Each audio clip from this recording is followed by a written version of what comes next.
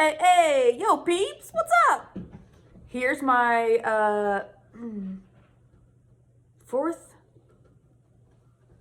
I think this is my fourth YouTube video for theory lessons by Alissa. Alissa's music theory lessons, whatever. This intro, I'll work on it. It'll get better. Probably not. That's okay. It's been a while, so I don't even know what we talked about before. I probably could have reviewed that beforehand, before starting this, whatever. But I know that we're going to be talking about, I want to talk about major and minor chords. Again, I say this every time, you don't have to know the stuff to play guitar. It's just always, it's the how behind the why. Or the why behind the how. No, I said it right the first time. Anyway, whatever. So I'm gonna flip this around here. I have my door open, wide open. I don't even care. Let all the bugs come in. It's beautiful out. And my doggies are laying there too. All right, so hopefully you can see my fingers. There. Okay, oh no, I don't like that. Switching hands. Super professional video here. I'm so glad I'm not viral. Okay, so here we go. So we've have learned about the scale and how, let's say you're gonna play a C scale. It's all the white notes on the piano, and that every note gets a number in the scale. So this is 1, 2, 3, 4, 5, 6, 7, 8. So each of these has their own chords, and you just basically will play a note, you'll skip a note and play a note. So this is your 1 chord, which we learned before, and we learned your 5 chord and your 4 chord.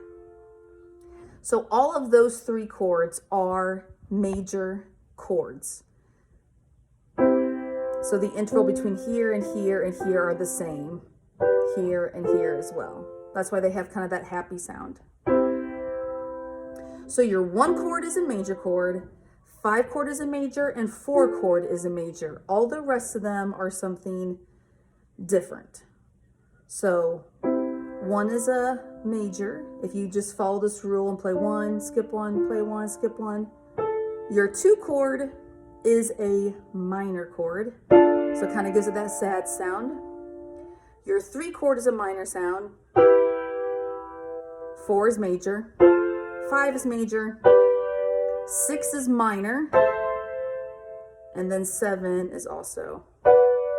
7 is different. It's actually kind of we'll call it a minor chord. So it just has a lot of times a 7th, they'll diminish it, but we're not going to get into that. A lot of times you'll play diminished 7th chord when you're playing, but not always anyway. So it's also a minor chord as well. So why it's beneficial to know that on guitar, as I flip this around, is because depending on if you were to write songs, and I don't know if this is tuned. That's good enough. We'll see.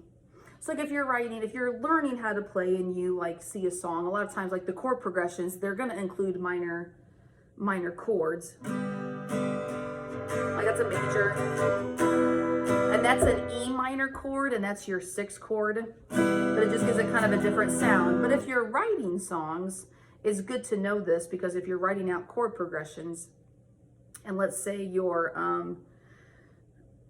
whatever it is, maybe your chorus, you don't want it to have any minor sounds, you could most definitely write it that way. You want the chorus just to have this more of a kind of an upbeat-ish more. You could just play all your 1 and 4 chords.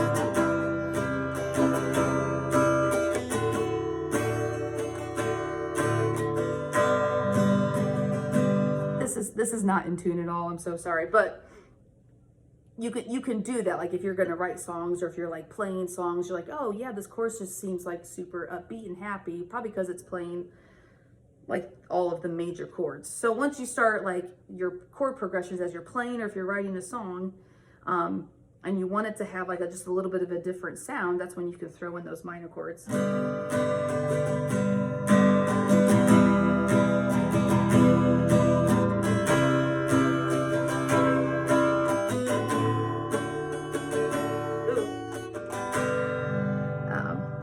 one.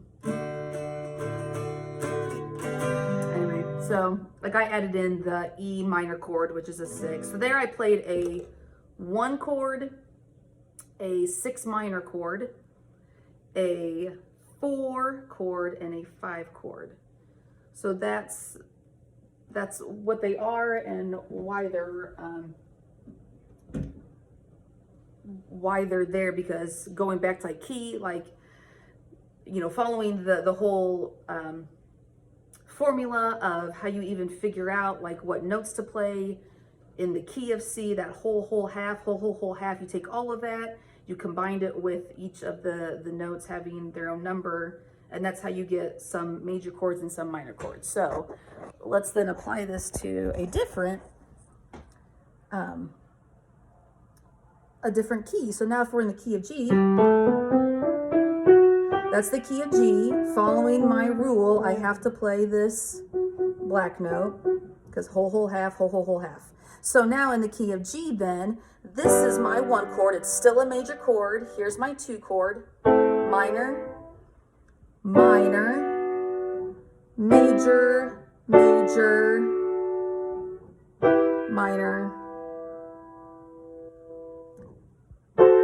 minor, major. So it still follows the same thing in every single key that you play in. Your 2 chords always minor, your 3 chords always minor, like everything's the same, just because you have to follow that formula.